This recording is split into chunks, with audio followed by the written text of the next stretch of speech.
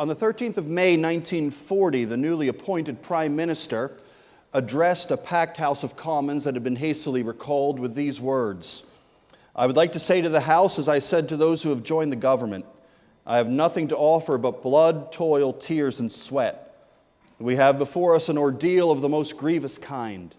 We have before us many, many long months of struggle and of suffering. You ask, what is our policy? I will say it is to wage war by sea, land, and air, with all our might and with all the strength that God can give us, to wage war against a monstrous tyranny never surpassed in the dark and lamentable catalogue of human crime. That is our policy. You ask, what is our aim? I can answer in one word: victory. Victory at all costs. Victory in spite of all terror. Victory, however long and hard the road may be, for without victory there is no survival." With these words, Winston Churchill addressed a nation that was frightened, a nation that was terrified, and a nation that desperately needed hope, desperately needed a sense that no matter how dark, no matter how desperate, that better days could possibly be ahead. And as the wartime leader, he said, "I have nothing to offer but blood, toil, tears, and sweat." But one thing was obvious. It was quite impossible that one man, no matter how gifted, one man, no matter how impassioned, no matter how equipped for the job and for the time, it was impossible to suggest that one person could turn the tide. In fact, it would cost the whole country its effort, its toil, its sweat, its tears. It would cost the toil, sweat, tears of all the nations of the Allies to overcome this great foe. Nothing could be done overnight. It would in fact take more than 6 years for the Empire of Japan and the Nazi government to be overcome by the Allies. So it's impossible, isn't it, that one person could achieve such an effect. By all means, we can offer our blood and our sweat and our toil and our tears, but one person cannot do this on their own. 1900 years earlier, there too was blood and toil and sweat and tears.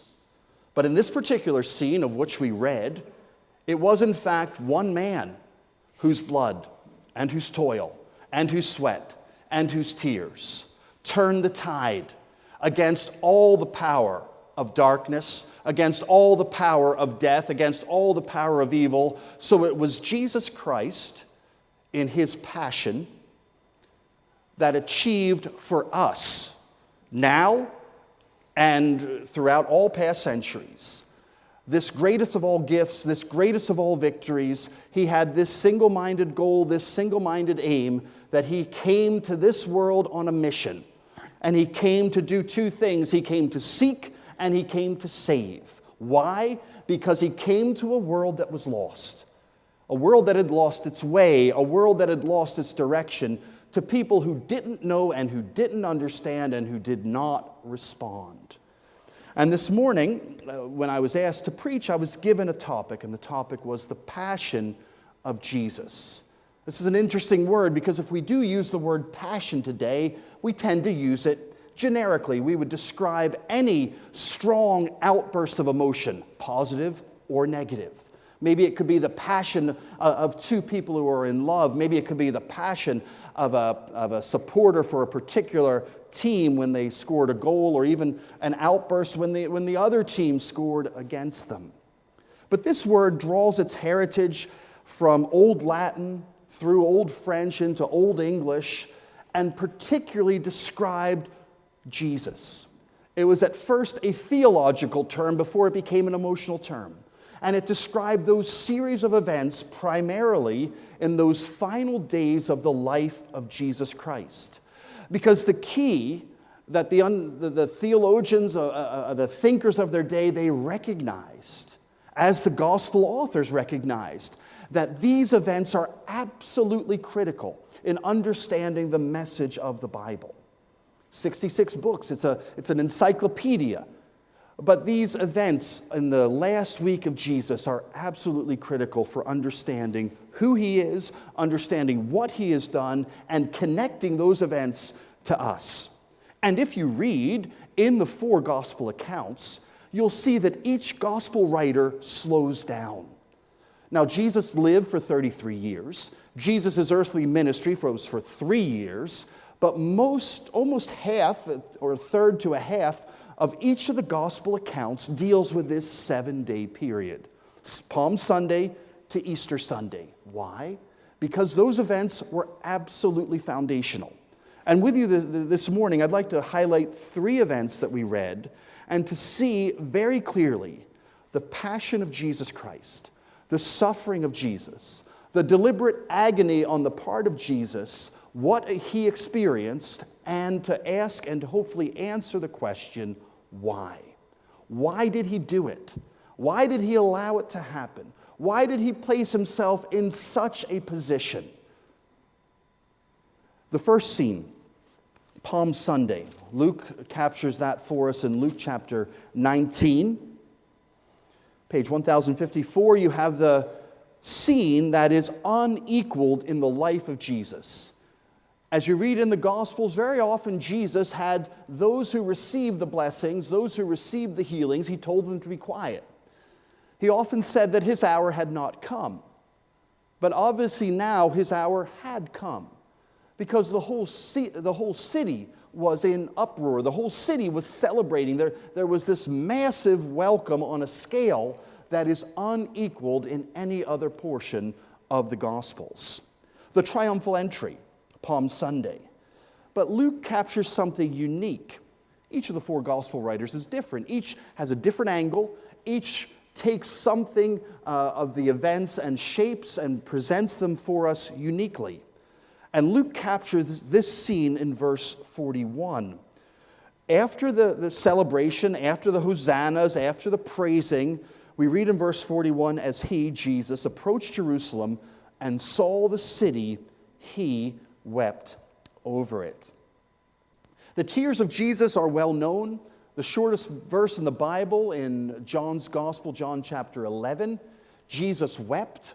And there and here, this is an expression of deep and of powerful and of personal upset, of great sorrow of heart. And it's not just a tear that might trickle down the side of your cheek, but it would be one who would be bursting into tears, one who would be shedding copious tears as an expression, a visible expression of something that was deep within the heart. And you ask, why? Why is he wailing? Why is he lamenting? Why is he upset? Today is the day of greatest victory. Today is the day when it seems like finally everybody gets it. Everybody realizes who he is. Everybody acknowledges Jesus as the conquering king. We read, he approaches the city, he weeps over it, and then he explains, if you, even you, had only known on this day what would bring you peace, but now it is hidden from your eyes. The days will come upon you when your enemies will build an embankment against you and encircle you and hem you in on every side. Jesus had the ability, which we don't. Jesus had the ability to see clearly what is in the future. He knew what lay ahead. He also could see very clearly the present in a way that we can't see the present. Jesus had the uncanny ability of seeing through and understanding the reality of people's hearts, the reality of people's lives, and he recognized, as we will soon see in the gospel accounts, that the hosannas and the blessed is he who comes in the name of the Lord would soon in 5 days give way to crucify. And he could also see that within a few years, within a generation, that this great city of Jerusalem, this great temple, this great center of worship would be utterly and completely destroyed. And he cried. He was full of anguish. He was full of emotion because he saw a place and he saw a people and he knew what was ahead. So what does that say? It says that Jesus, when he sees human suffering, either the present or the future, he is moved by that suffering. He is not dispassionate, he is not removed, but he is passionate and involved. So if something is bothering you, if something is troubling you, if something is causing you grief or anxiety or discomfort, please know that it causes him discomfort, anxiety. He doesn't step back, but he enters in. And if you're a believer in Jesus, if you're not a believer in Jesus, know that he cares. Know that he's interested. Know that he feels. He doesn't look upon a city and say you're getting exactly what you deserve. He doesn't look upon the city and its people saying, you missed the mark, you've fallen short of the standard, you haven't recognized the time. He goes on to say, when the destruction of Jerusalem comes, they will dash you to the ground, you and the children within your walls. They will not leave one stone on another, because you did not recognize the time of God's coming to you. The Roman Empire had great skills. They could build roads, they could enact laws, they could organize a vast empire. But when push came to shove, the Romans were good at punishing those who opposed them with a powerful expression, with a powerful demonstration as to who was in charge. 70 AD, you can read for yourself the account. There was a rebellion in Jerusalem, and the Romans stepped in, and not one stone was left upon another. Not one inhabitant of Jerusalem was left alive. Why? Because the people had chosen to rebel against an empire that was far more powerful, and that empire determined to show them who was boss. So Jesus can see. Jesus can see your life today. Jesus knows the today, the pain or the anxiety, the fear, the uncertainty. He sees it and he responds to it. He also sees the future. And he sees this world in which we live. And he can see the places of famine. He can see the places of poverty. He can see the places of war and violence. He can see into the individual hearts and into the families and into the lives. And he is moved by what he sees. You see, there is that day coming. There is a day coming when destruction will take place, when all that we see will be no more. Jesus knows that the day is coming when he will return. And when that day comes, history as we know it, our individual life history or the history of this world, will come to a dramatic conclusion. And the great concern that Jesus had then and has now is that so many people don't realize, so many people don't understand. John chapter 1, the preamble to John's gospel, we're told that Jesus came to that which was his own, but his own did not receive him. He came to the world that he had created, but the world did not recognize him. And he's saying to this city, in his tears and in his words, that they simply don't get it. They simply haven't figured it out. They simply haven't recognized that now was the time, that he was the answer. And he cries tears, shows this very powerful and this very personal emotion. So maybe this morning you feel that nobody cares. And maybe you feel that nobody is interested. And maybe you feel that no one understands. Well, please know that Jesus does. He knows, he understands, and he cares. Individually, collectively. The second scene, the sweat of blood, sweat like blood. This is in chapter 22, when Jesus is praying on the Mount of Olives. If we go from Palm Sunday, we're now at some point in the evening of Thursday. This was the day in which Jesus had celebrated Passover. And you can read for yourself all that is happening. You can read of the betrayal of Judas. You can read of the prediction of Peter's denial. A lot is happening. A lot is taking place. And each of the gospel authors is recording this detail with great precision. And now we have this scene, again, a very vivid and a very powerful scene. Jesus went out as usual to the Mount of Olives, in verse 39, and his disciples followed him. On reaching the place, he said to them, "Pray that you will not fall into temptation." He withdrew about a stone's throw beyond them, knelt down and prayed, "Father, if you are willing, take this cup from me, yet not my will but yours be done." An angel from heaven appeared to him and strengthened him, and being in anguish, he prayed more earnestly, and his sweat was like drops of blood falling to the ground. Whether this is symbolic language that his sweat appeared like blood, or whether it was literal that his sweat actually became blood, the doctors among you can tell you that it is possible, not common, but possible, that in times of extreme anxiety, extreme stress, that some of the small blood vessels can burst, causing the sweat that would come out of the pores to be accompanied with blood. But the main point here is anguish. We move from sorrow and we move to anguish. Why? Because he is confronting the reality of what will soon take place. He knows that there is a cup that he will drink, and that he will drink to the very bottom. And that cup is the cup of God's wrath or God's displeasure, because Jesus is placing himself in that position where he pays a price, where he satisfies a debt, where he receives all that is due to another. Now, that is a place that no one would choose, no one would wish to choose, no one would want to be there. And Jesus, in fact, says, if you are willing, take this cup. If you are willing, Father.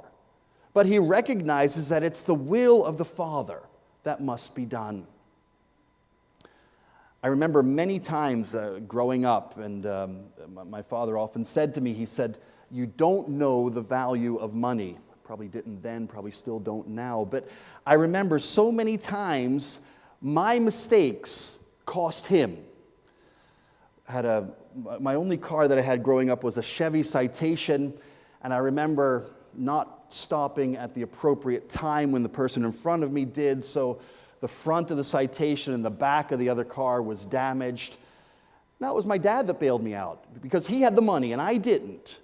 So I didn't fully appreciate the cost. I realized the mistake, but I didn't pay the price. He did. And you see, we can't really appreciate the cost. We can't really appreciate the anguish and the anxiety here because we can't enter into what Jesus entered into. Sometimes we can glimpse something. Sometimes we can appreciate something of the life of Jesus, but here is a place that we can just look on in wonder. Because what lay ahead for Jesus was of extreme anxiety.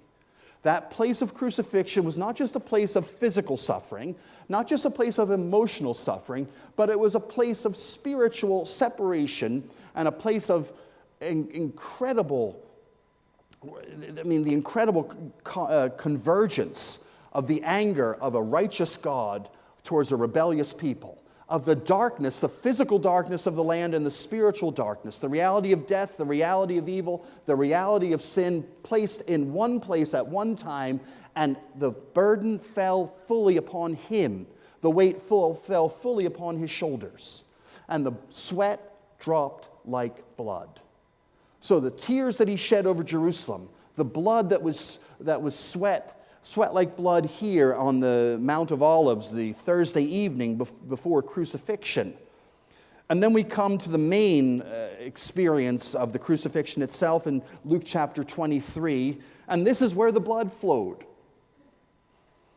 In Luke's Gospel, at Luke 23 and 32, two other men, both criminals, were also led out with him to be executed. When they came to the place called the Skull, there they crucified him. And it's interesting, in the Gospels, it's very minimal. We don't get much of a description of the actual event. We know of the beating, we know of the crown of thorns, we know of the cross that he had to carry, but very often it's just simply described here as they crucified him.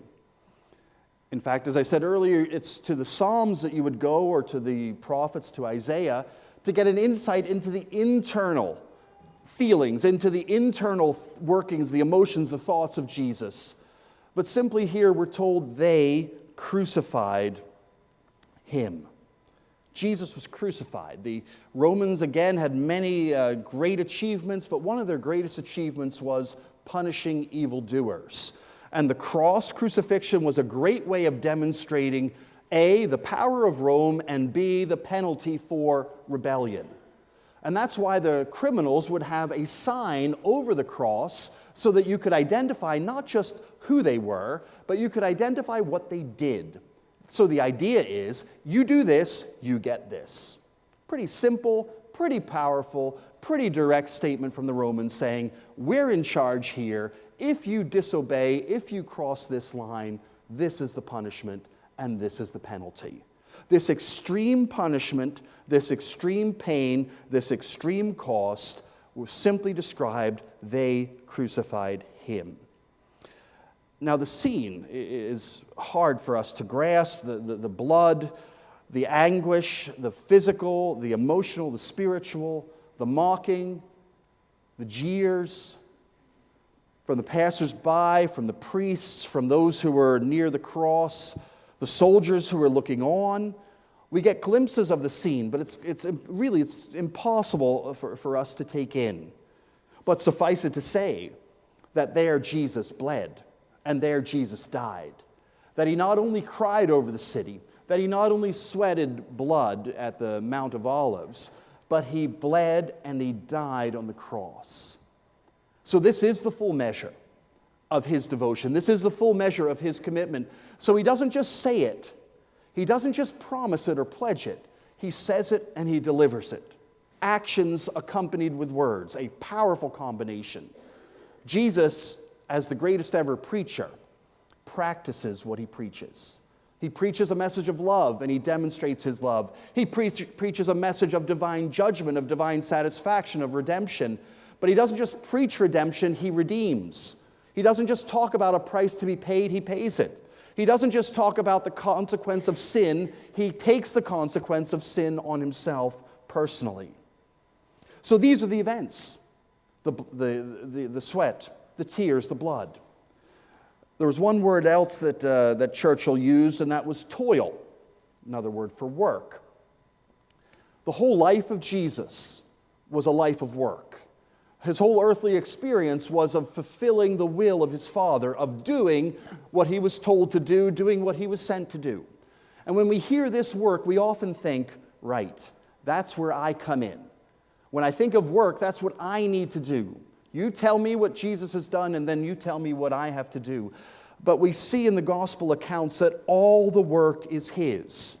All the effort is his. All the commitment is his. All the cost is his. So how do we fit this together, and where do we come into this picture? Because we can glimpse the inner turmoil. We can glimpse the physical pain, and we can grasp something of the events. Now, if you're a regular participant, a regular visitor here, a regular member of this congregation, you'll understand. You see that there is a thread that runs through the Bible. There's a key theme that unites the whole of the Bible together, Old Testament and New Testament, Gospels and letters. And that theme is called the gospel, the good news concerning Jesus Christ. And maybe if you're a visitor here this morning, maybe if you're not a regular at St. Columba's, let me take a moment to explain this. Because all that I've done in a few moments is explain the what. This is what happened. To give a little bit of background, to give a little bit of explanation, to try to explain what's going on here. But you could easily, and I hope you are asking, the why question. Why? Because if you know anything about Jesus, you know that he's the Son of God. If you know anything about Jesus, you know that he stands out as being the greatest teacher that ever taught, the greatest leader who ever led, the greatest example of what it means to be a person. He lived a life without blemish. He lived a perfect life of obedience. And the question is, why? Why does this man who did nothing wrong, why does this Jesus who has no sin, no guilt, no culpability, why is it he that does this? And the only answer is found in the gospel. That what we see here is the fulfillment of that great promise. That great pledge that was given as way back as Genesis chapter 3. That the seed of the woman would one day crush the head of the serpent. That somehow, some way, God would solve this great problem that occurred there in Genesis chapter 3. This great sin problem, this great rebellion problem, this great problem that alienates us from God, that alienates us from each other, and even alienates us from ourselves. That Jesus has come on a mission, seeking and saving. So that's why we need to listen to what Jesus prayed. And that's why we need to listen to what Jesus promised, because only in his prayer and only in his promise can we make sense of what's going on here. Luke chapter 23 at verse 34. Father, forgive them, for they do not know what they are doing. So the death of Jesus has something inextricably linked to forgiveness. That his suffering, his blood, his sweat, his toil, his tears are inextricably linked to forgiveness. And it's God who alone can forgive. And it's Jesus who alone provides forgiveness because of what he has done on the cross. So Jesus says to us today, we need forgiveness. We need a new start. We need a clean slate. We need God to take away that guilt, that shame, that blemish. We need God to take away that list of offenses. Those things that we have done that we shouldn't have done, those things that we shouldn't have done that we have done. And then listen to the promise of Jesus. This is right at the very end of that passage that we read in verse 43. Jesus speaking to one of the criminals. I tell you the truth, today you will be with me in paradise. So there's something about these events that opens the way to a place called paradise. The language here is quite remarkable. Jesus is using a word that appeared only a few times in the Old Testament, but it wasn't a Hebrew word. It was actually a word from Persia, from modern-day Iran. And it was a word that spoke of a garden. Not just any garden, but a magnificent garden. A garden of great beauty. A garden that you would associate with a king or with a queen. So if you think of the royal garden, the royal gardens at Kew, massive scale, beautiful plants, beautiful flowers. And he uses this language to describe what heaven is like. So the why. Why did Jesus suffer? Why did Jesus die? Why did he cry? Why did he sweat blood? Why did he shed his blood on the cross? And why did he work so hard? The answer is he wants us to be forgiven, and he wants us to be with him in paradise. The thief on the cross was guilty as charged. He admitted it. The thief on the cross was getting his just punishment. He admitted it. And he turns to Jesus. Jesus, remember me when you come into your kingdom. Now here's the connection. Here's the connection between us and Jesus, that we need to turn to him. We need to trust in him. We need to cry out to him or call out to him, and that can be with our out loud with our voice. It could be in the silence of our heart. Jesus, remember me when you come into your kingdom. Jesus, I recognize you as a king, and I recognize you as my king. I recognize you as one who is opening a way where there was no way, opening a door that was once shut. And I want to go with you. I want to be with you. Jesus says, today you will be with me in paradise. So what did Jesus do? And why did Jesus do it? We need that new start which forgiveness brings. And we need that path open to a place called paradise. And that place called paradise is where Jesus is and where his people are or will be because of what he has done. He has offered everything. He has provided everything. He has done everything. The blood and the toil and the tears and the sweat are his. And all the benefits and all the blessings and all the good gifts are ours through faith. And if you want to see how, remember what the thief did. The thief recognized the problem. The thief recognized his own personal guilt. And the thief on the cross turned to Jesus personally and genuinely. Jesus, remember me. May God bless his word to us, and may God strengthen us in our faith, and may God equip us in turn to bring this message of hope, this message of comfort, and this message of forgiveness to a world that desperately needs hope. Amen.